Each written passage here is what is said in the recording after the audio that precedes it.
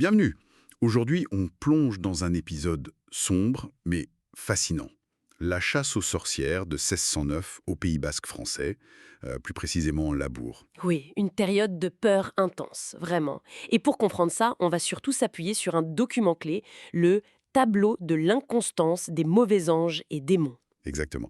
Écrit par Pierre Delancre, qui était juge et un acteur majeur de cette répression. Notre but, c'est de décortiquer le contexte, les croyances de l'époque et comment cette répression s'est organisée, telle qu'elle est décrite. Ok, déballons ça. Alors il faut imaginer, on est tout au début du XVIIe siècle. Les guerres de religion sont, bon, techniquement finies, mais les tensions restent vives. Et surtout, la croyance au diable, elle est partout. C'est pas une métaphore, c'est une réalité pour les gens. Et la démonologie. Cette étude des démons joue un grand rôle là-dedans, pour voir la sorcellerie comme une hérésie, une attaque directe contre Dieu. Une menace à éradiquer, donc. Exactement. Et c'est là qu'intervient la Commission royale de 1609. Delancre et Jean d'Espagna arrivent en Labour avec une mission très claire, nettoyer la région de la sorcellerie. Parlons de Pierre Delancre, justement. Quand on lit son texte, quelle image il donne de lui-même? Il se voit clairement comme un rempart contre le mal, un magistrat zélé investi d'une mission quasi divine, quoi. Mais on sent aussi autre chose dans ses écrits, non? Des préjugés, peut-être? Oui, c'est ça qui est frappant. Il y a une misogynie assez marquée, c'est indéniable.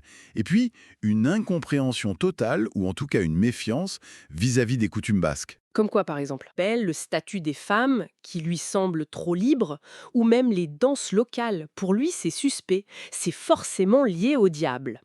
Ici, ça devient vraiment intéressant, parce qu'on voit comment ses propres filtres influencent tout. Ce décalage culturel est donc fondamental pour comprendre son action.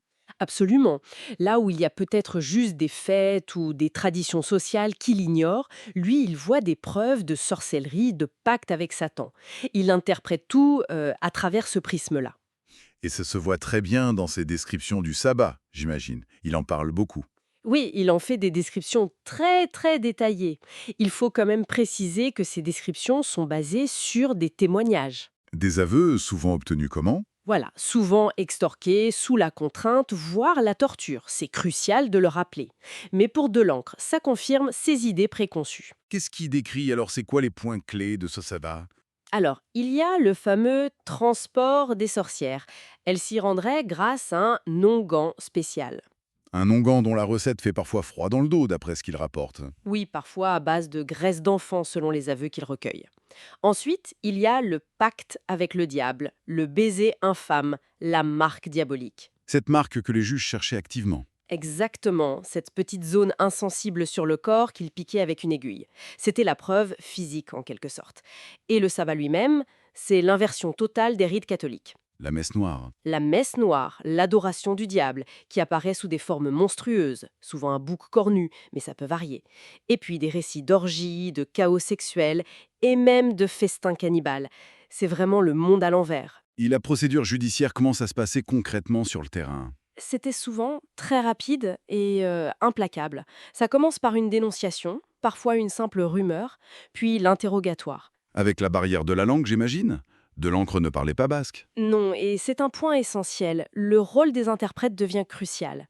Et on sait que l'un d'eux, un certain Lorenzo de Walde, était lié aux nobles locaux qui avaient demandé l'intervention, donc question impartialité, on peut se poser des questions.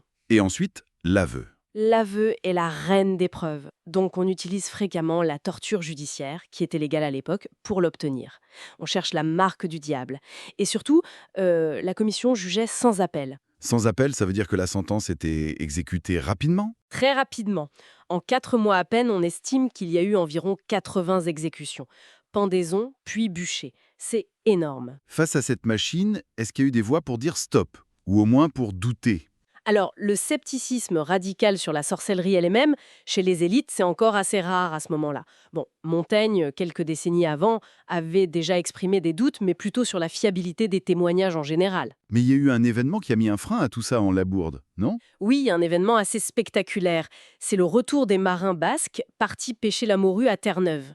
Ils rentrent et découvrent que pendant leur absence, leurs femmes, leurs sœurs, leurs mères ont été arrêtées, jugées, parfois exécutées. Et leur réaction? Elle est très violente. Ils s'opposent philiquement aux juges, il y a un véritable soulèvement populaire. Ça met un coup d'arrêt brutal à la répression contre les gens du commun, comme on disait.